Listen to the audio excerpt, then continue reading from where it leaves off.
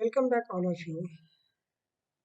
Today, through this online lecture, we are going to learn about the poem Live the Chanting and Singing and Telling of Beats, written by Rabindranath Tagore. In this session, we are going to learn about the poem. Before going to discuss the poem, we are trying to learn about Rabindranath Tagore. I think all of you knows the name of Rabindranath Tagore. Rabindranath Tagore was a freedom fighter, social reformer, and the composer of national anthems Jana Gana Mana for India and Bangladesh. He won Nobel Prize for Literature in 1930. Rabindranath Tagore was an educationalist, poet, and social reformer of India. He wrote hundreds of poems, plays, novels, and short stories in English, which enjoys universal appeal and esteem. He has a noted painter also. In a house where tabla, veena, and mridangam resounded day and night, it is no wonder music and rhythm found their way into his heart. Only the immovable in Tagore house did not sing, dance, or write. Shantiniketan was a model educational institution founded by him, where all fine arts faculties enjoyed privileges. Tagore educated in England and in India. He himself was an educational visionary of exceptional dreams. His multitude of poems and songs written in the Bengali language brought renaissance to Bengal. He himself turned his songs and never translated these songs to English. A very unfortunate. Now, we are going to learn about the poem. Leave the chanting and singing and telling of beats. Leave means sodun dili. Chanting and singing and telling of beats. Leave the chanting and singing and telling of beats. Whom does you worship in this lonely dark corner of a temple with the doors all shut? So he asked the questions. Whom dost thou worship in this lonely dark corner of a temple with doors all shut? Open thine eyes, open your eyes and see, thy God is not before thee. Open your eyes and see, your God is not before you. In this, a dark temple or a dark corner of a temple. Here is, he is there where the tiller is tilling the hard ground. So exactly when you are able to find out the God. And so he said that he is there where the tiller is tilling the hard ground and where the path maker is breaking the stones. He is with them in sun and shower. He is, and his garment is covered with dust. Put off thy holy mantle, put up thy holy mantle, and even like him come down on the dusty soil. Deliverance. Deliverance, where is this deliverance to be found? Our Master Himself has joyfully taken upon Him the bonds of creation. He is bound with us all forever. Come out, come out of thy meditations and leave aside thy flowers and incense. So Tagore requests to the people, come out from the meditations, even leave aside your flowers and incense. What harm is there if thy clothes become tattered and stained? Meet him and stand by him in toil and in sweat of thy brow. So he requests to us God is not in the temple, God is not in the meditation. If you want to visit God, if you want to meet the God, if you want to pray the God, go into the far. Go with the persons, those who are doing the hard work, are on a straight, or even you are able to find out the God with the people who is doing hard work. So Tagore is also trying to say that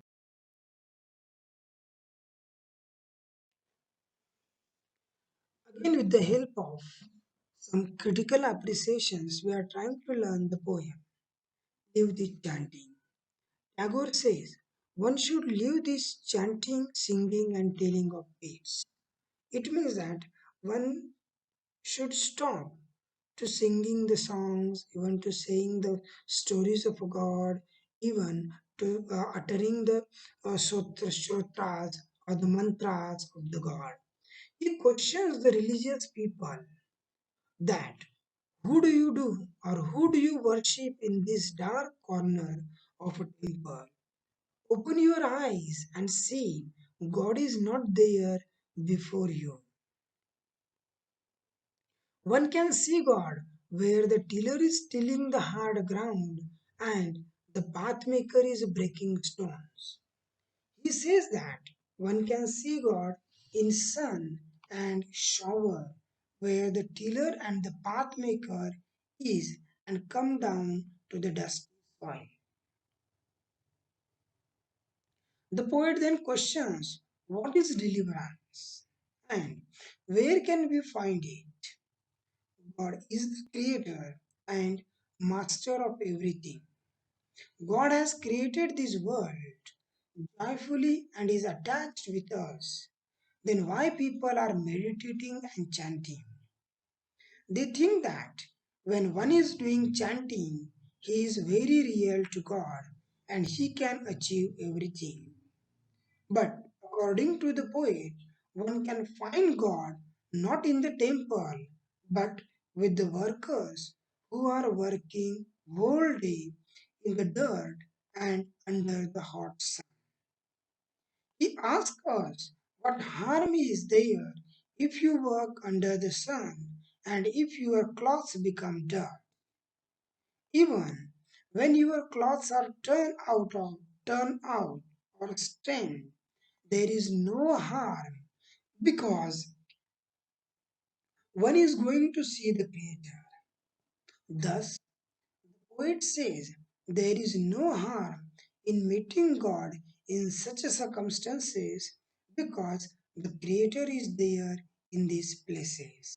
Means, indirectly, the poet is trying to say us we should work hard. Whatever is our work, we should do it devotionally.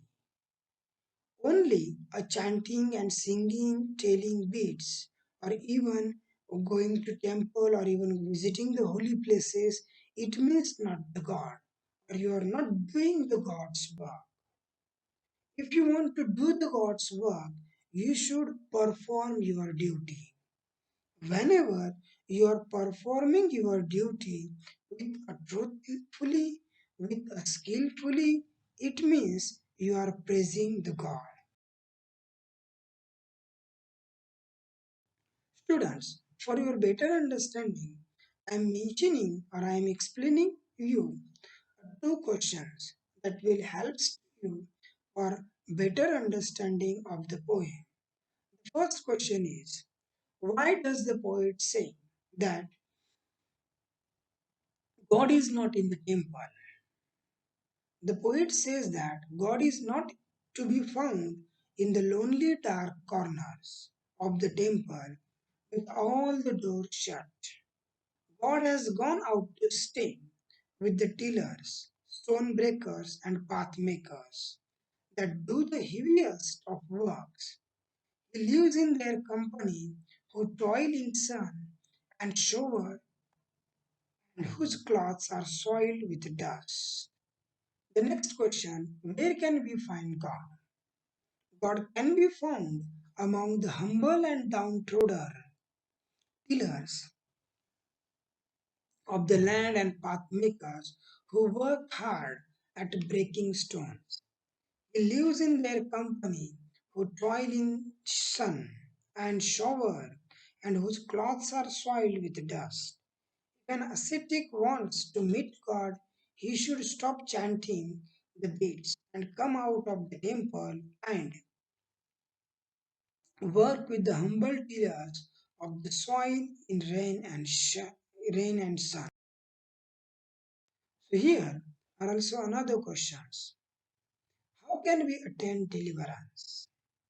The ascetic seek for deliverance from the bondage of birth and death through a reunification of life. But Tagore says that such a deliverance is mere illusions. God Himself is bound of all of us in chains of love. He Himself is not free, as He has voluntarily bound Himself to the work of creation and the object He has created. The ascetic should perform the humble duties. The ascetic should perform the humble duties of life with his fellow men. It is the lesson of universal brotherhood which the poet preaches.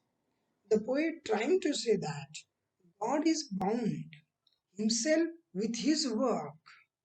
What type of work? The work of creation. And Tagore is trying to say that if God, God is bounded with us, then why we reject, then why we neglect our work? If we want to achieve the God, if we want to meet the God, we also bound ourselves with our work. So this message he is trying to give us. Then last one, how can we meet and stand with God? God is to be found with the poor and the humble who earn their bread with the sweat of their brow. It does not matter if one's cloth grows torn, shabby, and dirty through working in the fields or on the roads. For God loves the humble tiller despite his dirty and tattered dress. In order to meet and stand with God, we should also be like the humble tiller. So, friends, finally, here through this poem, the Rabindranath Tagore trying to give a message: work is worship. And for achieving the God, for paying the God, we should do our duties regularly. As a student, you try to learn. As a student, you try to learn. It is your duty. So, student, if you like the video, please like it and subscribe it with your other students. Thank you so much.